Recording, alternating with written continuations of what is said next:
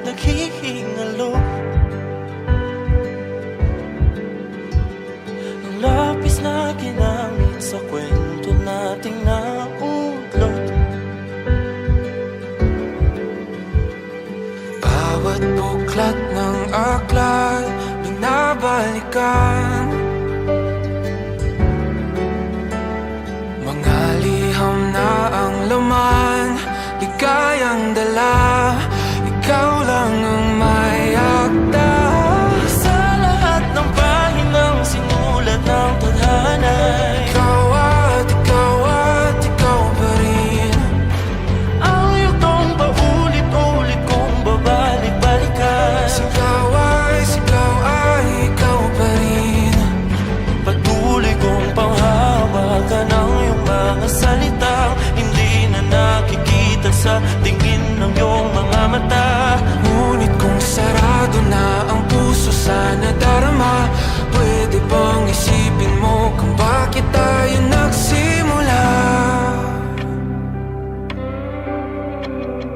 Ating katotohanan ay naging isang nobelang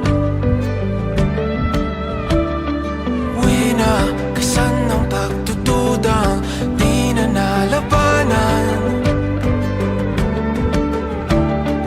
Nais na maramdaman muli kung paano isulat ang pangalan mo. Ngunit bawat letra'y mahirap nang iguhit, dahil binubuo nila ang iyong mga pangako. Sa lahat ng pahinang sinulat ng tadhana, ikaw at ikaw pa rin. Ang yugtong paulit-ulit kong mabalik-balikan. Sigaw ay ikaw pa rin. Simula sa wakas na di matuklasan, babalik kung saan di na natagpuan ng mga matang nakatanaw sa umpisa ng yugtong di na sana naisulat pa. Simula sa wakas na di matuklasan, babalik kung saan di na natagpuan ang mga matang nakatanaw sa umpisa ng yugtong di na sana naisulat pa. Sa lahat ng pahinang sinulat ng tadhana, ikaw at ikaw pa rin. Ang yugtong paulit-ulit kong babalik-balikan. Sigaw ay ikaw pa rin. Patuloy kong panghahawakan ang iyong mga salita, di na nakikita sa tingin ng iyong mga mata.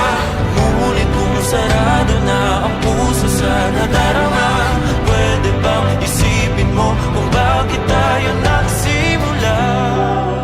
Na di matuklasan, babalik ikaw pa rin. Ang mga matang nakatanaw sa umpisa ng yugtong. Sigaw ay